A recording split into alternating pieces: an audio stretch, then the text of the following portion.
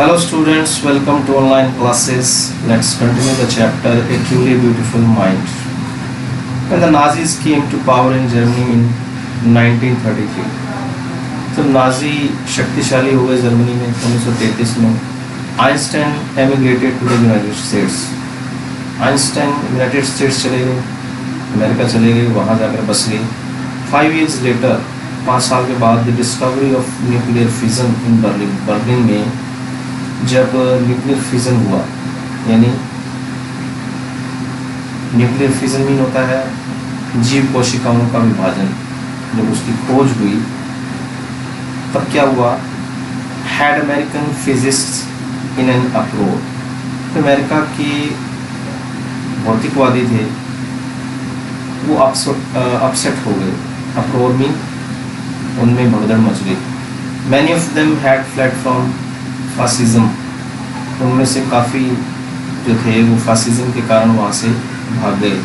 Fascism mean जैसे कि समाज के जो समान अधिकार होते हैं उनके विरोध में कोई सिद्धांत हो, उनके विरोधी जो सिद्धांत होते हैं. जस्ट एज आइंस्टाइन हैड, जैसा कि आइंस्टाइन ने किया.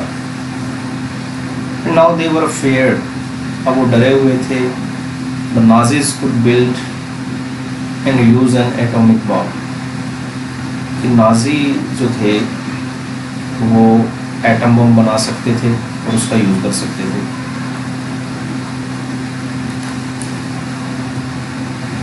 At arguing of a colleague, Einstein wrote a letter to the American President Franklin D. Roosevelt. एक दोस्त के आग्रह करने पर, साथी के आग्रह करने पर आइंस्टाइन ने एक पत्र लिखा अमेरिकन प्रेसिडेंट को, फ्रैंकलिन डी रोजवेल्ट को, और 2 अगस्त 1939, 2 अगस्त 1939 को, इन विच ही वार्नड, उसमें उन्होंने चेतावनी दी, a single bomb of this type, इस तरीके का एक bomb exploded in a port might very well destroy the whole port together with some of the surrounding territory. तो वो कहता है कि ये जो बॉम्ब अगर एक वो कहता है कि बंदरगाह पर फेंका जाए, यानी उसका यूज़ किया जाए, अगर एक बंदरगाह पर वो फटता है, एक्सप्लोड होता है, तो वो बंदरगाह को तो वो कहता है पूरा तबाह करेगा ही. उसके साथ जो इलाके हैं, जो क्षेत्र हैं टेरिटरी में, जो क्षेत्र हैं साथ लगते हुए, उनको भी नुकसान पहुंचाएगा. With some of the surrounding territory, कुछ हिस्सों को तबाह कर देगा. This word did not fail to have an effect. तो उसके जो शब्द थे उसका प्रभाव पड़ा. The Americans developed the atomic bomb in a secret project of their own. तो अमेरिका ने एक एटम बम बनाया.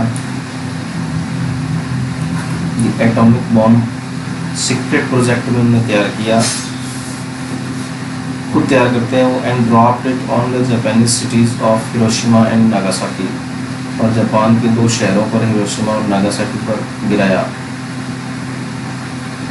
इन अगस्त 1945, 1945 में.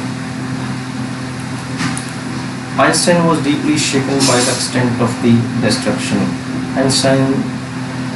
आइंस्टाइन बहुत ही ज़्यादा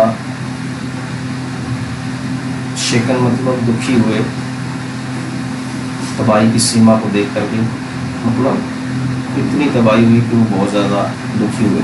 this time he wrote a public missive to the United Nations. एक लंबा सा लेटर, एक और लिखा यूनाइटेड नेशंस को. In it he proposed the formation of a world government. उन्होंने इसमें प्रस्ताव रखा कि वर्ल्ड गवर्नमेंट बनाई जाए. Unlike the letter to Roosevelt, जैसा लेटर उन्होंने रोजवेल्ट को लिखा था, this one made no impact. इसका कोई प्रभाव नहीं पड़ा. उसका तो प्रभाव पड़ा था लेकिन इसका नहीं पड़ा. But over the next decade, अगले 10 सालों में Einstein got ever more involved in politics. Politics में और भी ज़्यादा सक्रिय हो गए आइंस्टाइन, यानी राजनीति में आ गए. agitating for an end to the arms build-up and using his popularity to campaign for peace and democracy. तो हथियारों के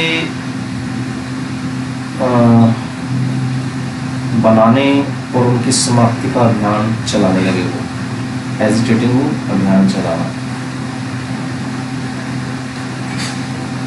और अपनी पॉपुलैरिटी को उन्होंने शांति और प्रजातंत्र के लिए यूज किया।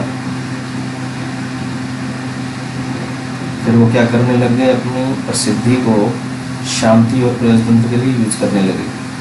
When Einstein died in 1955, जब आइंस्टाइन की मृत्यु हुई 1955 में, एट द एज ऑफ 76, 76 साल की उम्र में, he was celebrated as a visionary. तो उन्हें एक विजनरी में,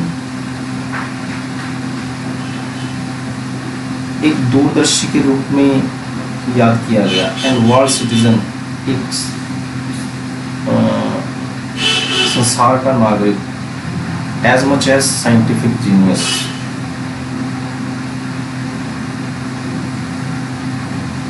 और उसके साथ साथ ही उन्हें एक साइंटिफिक जीनियस मतलब बहुत ही एक विलक्षण बुद्धि, जिसके अंदर बहुत ज़्यादा ज्ञान होता है, क्वालिटी होती है, उसके रूप में उन्हें याद किया गया।